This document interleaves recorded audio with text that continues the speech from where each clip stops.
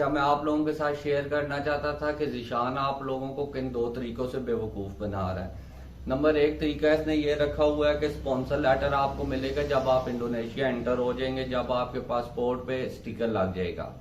दूसरा तरीका इसने ये रखा हुआ है कि मैंने आपको ट्रैवल एजेंसी के साथ डायरेक्ट कर दिया, आप उनसे ले लें। तो भाई साहब, बात ऐसी है कि पेमेंट आप ले रहे हो, ट्रैवल एजेंसी से कोई क्यों मांगे, क्यों डायरेक्ट हो?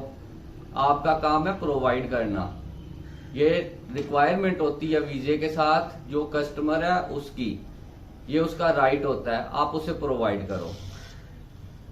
दूसरा, स्पॉन्सर लेटर जो बनता है आपका भाई साहब, वो बनता है आपका वीजा इशू होने से पहले। इमिग्रेशन की रिक्वायरमेंट है। इमिग्रेशन के जब डॉक्यूमेंट सबमिट होते हैं वीजा अप्रूवल के लिए, तो वहां पे स्पॉन्सर लेटर आपका उन डॉक्यूमेंट्स के साथ सबमिट होता है। तो फिर ये कैसे बनता है वहां पहुंचने के बाद? मेरे समझ में तो ये लॉजिक नहीं आती। किसी बेवकूफ की समझ में आती हो तो मैं कुछ कह नहीं सकता, लेकिन जो बंदा काम करता है या जिस बंदे को आइडिया है या जिस बंदे को नॉलेज है, उसकी समझ में ये लॉजिक नहीं आती। दूसरा, भाई साहब लेते हैं 1.5 जूता 2 जूता स्पॉन्सर लेटर के नाम पे। तो भाई साहब, ये स्पॉन्सर लेटर की कौन सी फीस होती है? इसकी तो कोई फीस ही नहीं होती। ये तो आप जब वीजा इशू करवाते हैं, जो भी ट्रैवल एजेंसी या कंसल्टेंट है या कारपोरेशन है, ये साथ प्रोवाइड करती है। अगर आप 45,000 से ऊपर का वीजा ले रहे हैं पाकिस्तानी, तो ये आपका राइट है, ये आपको मिलेगा साथ। फिर 1.5 जूता और 2 जूता कहाँ से निकल आया? खुदा का वास्ता है, लोगों को बेवकूफ मत बनाओ, फुदू मत लगाओ। और काफी सारों को लगा चुका है ये चवल इंसान, ये मुनाफिक और झूठा इंसान, लो सरबाज। आप लोगों को ये इतना नचोड़ चुका है कि आप लोगों की वहां तक सोच भी नहीं जाती। तो आप लोग बिल्कुल बेवकूफ ना बने, ना इसके हाथों ना किसी और के हाथों। पेमेंट कर रहे हैं जिस बंदे को, आपका काम है उसी बंदे से अपनी रिक्वायरमेंट्स पूरी करना, ना कि किसी ट्रैवल एजेंट या ट्रैवल एजेंसी को साथ आप डायरेक्ट हो। ट्रैवल एजेंसी का नाम भी ये खराब कर रहा है, ट्रैवल एजेंट्स का नाम भी ये जो है ना खराब कर रहा है उनके साथ डायरेक्ट करके। उन लोगों ने तो अपनी ट्रैवल एजेंसी के अंदर जो पॉलिसी और रूल्स रखे हैं, फिर वो लोगों को कहते हैं, उसी हिसाब से पैसे मांगते हैं, 3 लाख या 2 लाख या 4 लाख इंडोनेशियन। तो लोग फिर उन ट्रैवल एजेंसी के ऊपर भी ट्रस्ट नहीं करते, जबकि ये पहले पैसे ले चुका होता है। तो आप लोग जिस बंदे से भी वीजा ले रहे हो, आप उससे अपना स्पॉन्सर लेटर और आईडी कार्ड लो। और स्पॉन्सर लेटर और आईडी कार्ड आपका यूज कब होता है? यूज होता है जब आपने वीजा स्टेटस चेंज करवाना होता है। जिस भी आप इलाके में रह रहे हैं, वहां की लोकल इमिग्रेशन में एक फॉर्म होता है, वो वहां पे जो है ना नए ग्रांटर का डाटा इनपुट करें, पुराने का इनपुट करें, सबमिट करवाएं, आपका स्पॉन्सरशिप चेंज हो जाता है। मोस्टली यहाँ से जाते हैं शादी के लिए, तो वो अपनी वाइफ का जो है ना डाटा इनपुट करते हैं, पुराने ग्रांटर का डाटा इनपुट करते हैं, जिसके नाम के ऊपर वीजा इशू होता है, और वो आते हैं साथ आईडी कार्ड की कापियां लगाते हैं, उसी वक्त स्पॉन्सरशिप चेंज हो जाता है। तो ये भाई साहब 1.5 मिलियन या 2 मिलियन इंडोनेशियन जो ले रहे हैं, वो किस चीज के ले रहे हैं? सिर्फ आपको बेवकूफ बनाने के। फिर टिकट के ऊपर भी आपको, आपके साथ जो है ना ये खेल खेलते हैं, रिफंड के ऊपर खेल खेलते हैं। वो भी सारी चीजें मैं लेके आऊंगा सामने, थोड़ा सा बस वेट करे ये बंदा। एक्सपोज तो इसे मैं कंप्लीट करूंगा हर तरीके से। अब मैं इससे पूछना चाहता हूँ कि पिंडी के एक बंदे को इसने स्पॉन्सर लेटर, इनविटेशन लेटर और आईडी कार्ड दिया, उसके जाने से पहले पाकिस्तान से वो भी ट्रैवल नहीं किया था, तो ये चीजें उसके पास थी। क्यों दिया? क्योंकि उसने अपने लिंक और सोर्सेज यूज किए थे।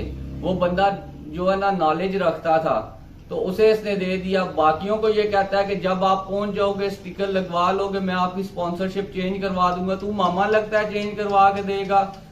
अगला चेंज करवाए ना करवाए, अगले की मर्जी है। अगला कोई इतना बेवकूफ है, फुदू है, पाकिस्तान से उठ के इंडोनेशिया आ गया, उसे ये नहीं पता कि कैसे चेंज होना है।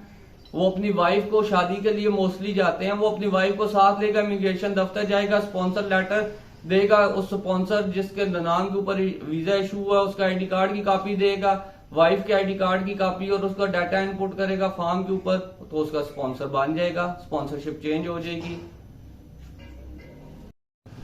अच्छा, तो मैं अब यही आपको बताना चाहता हूँ कि ये बंदा आके उसके बारे में बात करे, ये साबित करे कि जो बातें मैंने की हैं वो गलत हैं, तो मैं ये फिर प्रूफ के साथ साबित कर दूंगा इसी तरह पब्लिक में कि ये बातें ठीक है। क्योंकि मेरे पास इंटरव्यू पड़े हुए हैं, मेरे उन लोगों के साथ राब्ते हैं, कॉन्टैक्ट हैं, तो साबित करे, बातों के साथ पूरा टारा ना करे यतीमियों वाली शक्ल बना के मासूम ना बने लोगों के सामने। जिस तरह लूटा है इसने लोगों को, लोगों की मजबूरियों के साथ खेला है, उस तरह जो है ना दिलेरी के साथ आके सामने बात भी करे। और बैक एंड पे जो इसने मेरे साथ राब्ता किया, मैं ऐसे वाज़ेह पैगाम दे दूं, ना मैं वीडियोस डिलीट कर रहा हूं, ना मैं डायरेक्ट इसके साथ कोई राब्ता करूंगा, ना डायरेक्ट इसके साथ मैं कोई बात करूंगा। ये इस काबिल ही नहीं है कि इस शख्स के साथ डायरेक्ट कोई बात की जाए। पहले भी इसके साथ भाइयों की तरह बात की थी, कमिटमेंट की थी, दूसरे दिन इसने अपनी जो है ना औकात दिखा दी कि ये कितने पानी में है, और वो वीडियो मैं ऑलरेडी अपलोड कर चुका हूं। तो बाकी मैं आप लोगों को ये कहता हूं कि इसे मैं मुकम्मल एक्सपोज करूंगा। मैं उन बंदों के इंटरव्यू लगाऊंगा, अभी उन्होंने मुझे परमिशन नहीं दी, उन्होंने मुझे खुद वेटिंग पे रखा हुआ है। तो आप लोग भी बेवकूफ मत बने किसी के हाथों, टिकट भी आप खुद करवाएं, वीजा लें, स्पॉन्सर आईडी कार्ड लें, बस आपका काम खत्म। आपको किसी की दोबारा जरूरत ही नहीं है, सारा काम आप खुद कर सकते हैं। हक हलाल की कमाई है आपकी, हराम किया तो फिर आप शौक से दें, हक हलाल किया तो फिर देना बनता नहीं है। इसके अलावा एक चीज और आपके साथ शेयर करनी थी, एनओसी के बारे में एक नई पॉलिसी आई है, लेकिन वो मैं अभी डिटेल में उसे राइट करके पॉइंट्स बना के तो वो मैं आपके साथ शेयर कर दूंगा 1-2 दिनों में, क्योंकि मैंने एम्बेसी से अभी कंफर्म करना है। तो कंफर्म करके फिर मैं आपके साथ वो चीज़ भी शेयर कर दूंगा। तो बाकी मैं इस बंदे को यही पैगाम दूंगा कि ये अपना काम करे, हम अपना काम कर रहे हैं।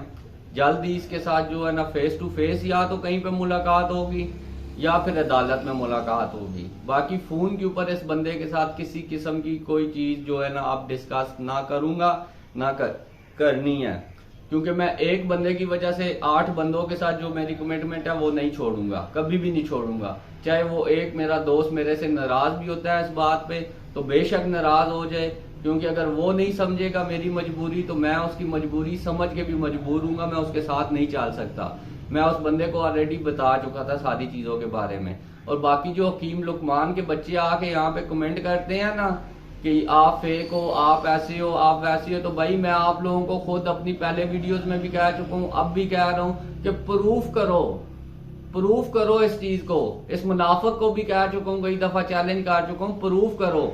मैं तो भी इसने 90,000 का कहा था ना मेरे बारे में, मैं अभी आपको प्रूफ करूंगा इसका ₹1,00,000 का भी, ₹1,00,000+ का भी। मैं अभी आपको प्रूफ करूंगा इसका 70 और 80 हजार रुपए का भी। मैं उन सारे लड़कों की वीडियोस अपलोड करूंगा, जिसने 1.5 जूता दिया, जिसने 1 जूता दिया और जिसने 2 जूता दिया, मैं सारा प्रूफ करूंगा इधर। वो हल्फन आके ये सारी बातें वीडियो में ऑलरेडी कह चुके हैं, सिर्फ मैंने पोस्ट करनी है और मैं वक्त के साथ साथ पोस्ट करूंगा। आप लोग भी अपनी अक्ल को हाथ मारें। हम लोग आपको यहाँ पे बताते इसलिए हैं कि आपके पैसे बच जाएं, लेकिन अगर आपने पैसे नहीं बचाने ना तो हमें भी कोई शौक नहीं, हमें कोई फायदा नहीं हो रहा आप लोगों को ये चीजें बताने का या अपना टाइम जाया करने का। हमारी इस मुनाफिक के साथ कोई जो है ना जाती दुश्मनी नहीं है, इशू के ऊपर दुश्मनी है। अगर इंडोनेशिया के लोग अपने लोगों के साथ चलते हैं ना तो मैं अपने पाकिस्तानियों के साथ चलूंगा, इस मुनाफिक के साथ अपने पाकिस्तानियों को लूटूंगा नहीं। बाकी वीजा जो जिस मर्जी से ले, मुझे कोई हासिल या वसूल नहीं है या कोई नफा या नुकसान नहीं है। आप लोगों का पैसा है, आप लोगों का राइट है, लेकिन ऐसे लोगों से आप लोग बचो। सारी बातें करने का मकसद होता है आप लोग बचो ऐसे लोगों से। तो इंशाल्लाह मैं नेक्स्ट वीडियो जो अपलोड करूंगा, एक तो एनओसी के ऊपर करूंगा और दूसरी करूंगा जो इंटरव्यू लिए हैं वो अपलोड करूंगा। तो तब तक आप अपना ख्याल रखें। अल्लाह हाफिज।